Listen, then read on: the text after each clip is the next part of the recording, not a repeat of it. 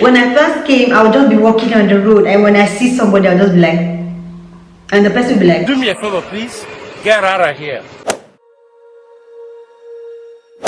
hey guys, welcome back to another YouTube video. If you're new on here, my name is Tonia. I'm a travel and lifestyle vlogger based in Italy, and I also share my experiences on what it's like living abroad and being a military spouse. If you're new on here, don't forget to smash the subscribe button, break it, destroy it, and do whatever you like with it. So in today's video, I'm going to be sharing with you guys some of the things that I didn't know when I first moved abroad, some of the mistakes that I made when I first moved here. So when you go to Italian restaurants, most of the restaurants you will go to, their menu is in Italian, unless you go to the big cities that have a lot of tourists coming in and they know that a lot of tourists don't speak Italian, so they write Italian and then they translate in brackets under the Italian. But if you go to typical city like where I live, it's in Italian, period. It's left for you to figure it out, and most of them don't have like pictures for you to see what you're ordering. So when we go to the Italian restaurant, I would just sit there, like I won't even bother looking at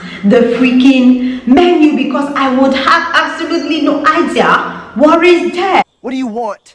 It's not that simple. What do you want? So right now, if I was to go to a restaurant, I wouldn't fumble as much as I did when I first came, because now I know like little basic things. For example, if I was to see pollo, I know pollo means chicken. So like now that you know little things, you can make sense of it. You know that if you're ordering this thing, you know that there's going to be chicken, you know, something like that. But when I first came, there was no such thing like me knowing what this is. So and mind you, I didn't know how to use Google Translator. So of course I was always just staring at the menu as usual, and the mister will always end up helping me out with like either ordering for the food, because he had been in Italy a year and a half before I joined, so he understood certain things more than I did. So whenever he's just out there talking about patate, quattro formaggio, I'm like,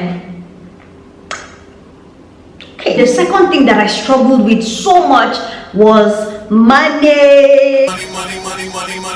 Considering my situation, you know that I use both euros and dollars.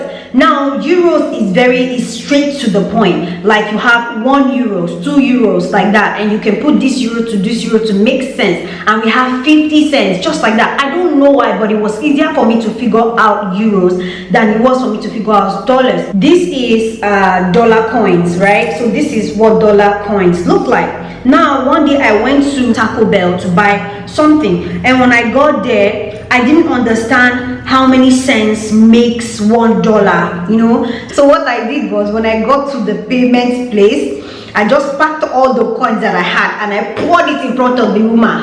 I said, just take it. Take all the money you like, just take it.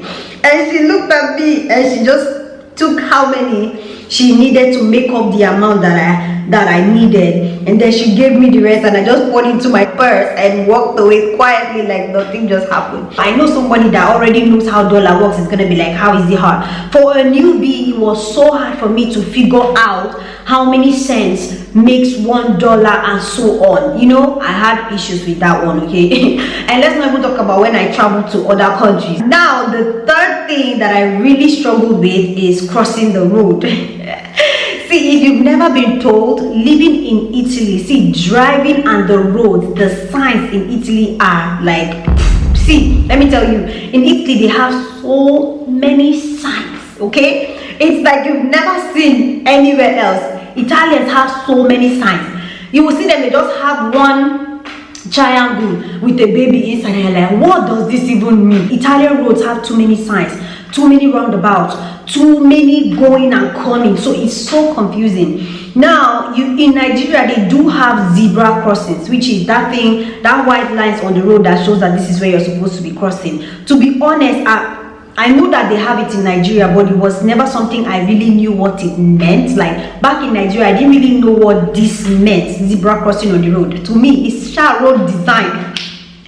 To me, it it was road design back in Nigeria, I didn't really think that it meant anything. It was when I came here that I knew that it meant something. So let me tell you guys, my first mistake was one day we were taking an evening walk, and when we got to this zebra crossing, some of them in Italy have a button where you're supposed to press and wait, okay? Just like the way a car will wait on a red light to change to green before it can move. It's the same thing with the zebra crossing thing in most of the roads here in Italy. So you have to press the button and you will see a human-like figure that they drew.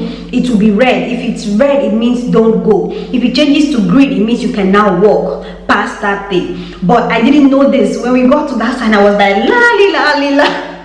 And the mister was like, whoa sis, you're gonna get yourself killed, okay, you're gonna wait. So then we pressed the bell thing, and then we waited until the human being changed to green before we walked.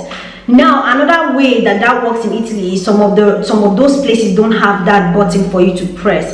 You just enter into the road.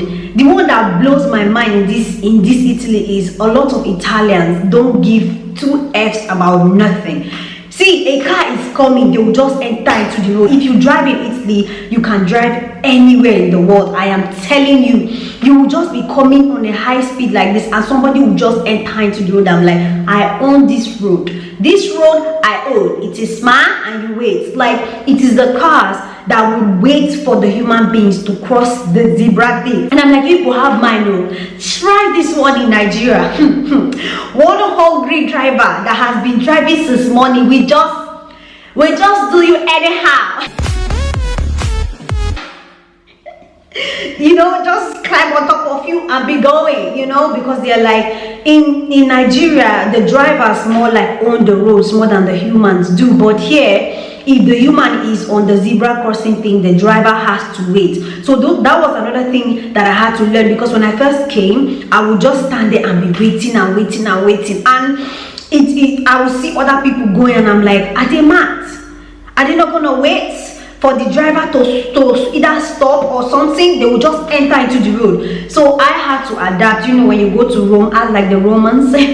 So whenever I get to that zebra crossing, as a Nigerian that I still make like eye contact. I don't just enter the road. I will look at the driver and I will see that the driver sees me and I see him or her, and then I enter into the road and make sure that there was a kind of communication. So another thing that I struggled with when I first came here is, say for example, in Nigeria, right, you know how if you're walking or something and you see somebody that is familiar or something like that, you just smile at them and, like, you know, make a facial expression as a form of greeting.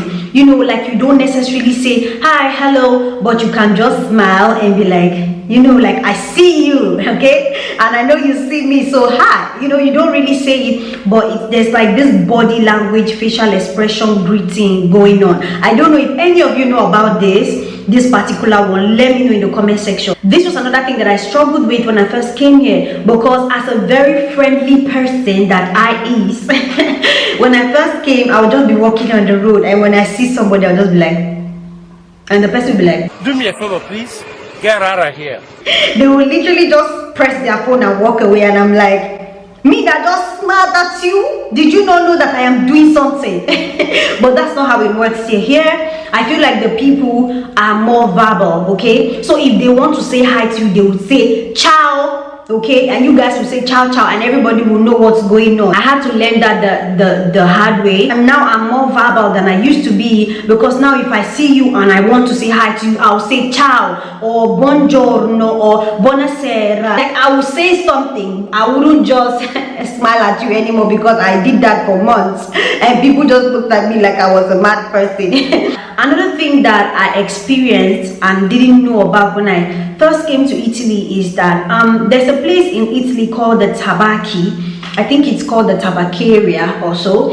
So this is a place that you can buy different things, cigarettes, you can send money, you know, you can basically do a lot of things in a tabacchi. So being a military spouse, there are just certain documentations that I am not given in Italy, because I am literally just passing by. So the one thing they give us is a sojourner, which is your permit of stay. In some places it's called the PR, in the United States it's called the green card, something like that, right? So in Italy it is called sojourner. That's one document that I have. And then they give you another thing called codice fiscale. This is like an ID card that you use when you want to purchase something like a house, a car, or something as little as buying a couch. Okay, they need that thing for you to buy that stuff. So these are documents that they give with the military community. Okay, but in a place like Tabacchi, in so many places in Italy, for you to be able to send or receive something, you need 2 different Italian documents.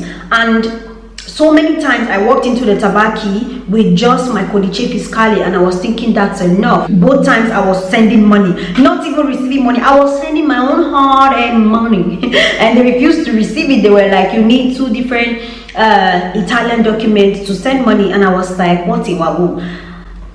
So if you're someone that is coming to Italy for the first time, probably a military spouse like me who is limited to having certain things, because for example, driver's license, most of the driver's license that we do acquire, even though we acquire it here in Italy, it is still kind of provided to us by the United States government. Another funny one is, it even started at the airport before I got to the abroad. What happened was that, so prior to moving to Italy, I traveled with people everywhere I went. For example, when I went to South Korea, I went with colleagues. So I always had things sorted out for me. My own is just to be following like a teddy bear. Everywhere I'll be going choo-choo, like I had someone, you know, figuring it all out for me. But the first time that I moved here, I got to Paris, Charles de Gaulle or something. Is it? I got to that airport and I almost missed my flight, you guys. I sat there because according to my ticket, it said that I was supposed to be at this 5B clinical.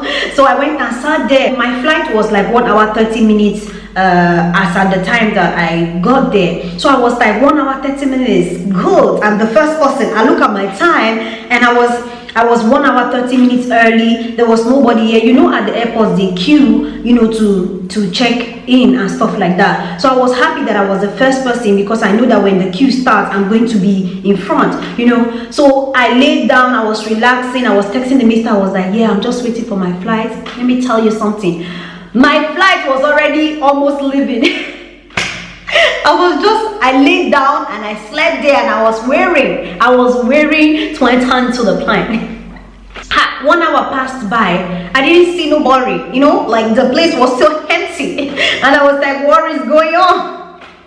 I had to give myself sense. And that's when I walked to one kiosk that was there, and I asked the lady, I said, I showed her my ticket. I was like, this is what's going on. She was like, OMG, like my flight is literally leaving in 30 minutes, that I should be going. She described the place for me, that I should go upstairs. Well, and I was like, but according to this ticket, this is where I'm supposed to be. But of course I got things messed up. The place was upstairs, and when I got there, if you see the queue, I thought I was first. If you see the queue that was there, I was the last person. So this is another thing that I kind of struggled with. So now, living abroad and traveling a lot, what I do is I am now kind of better at figuring it out, or just asking people when I don't know, you know. But because before I was too shy to ask, because I thought people would judge me. But no, okay, if you are JJC like I was, ask questions before you go and miss your flight, okay? Because I would have gotten stuck in Paris because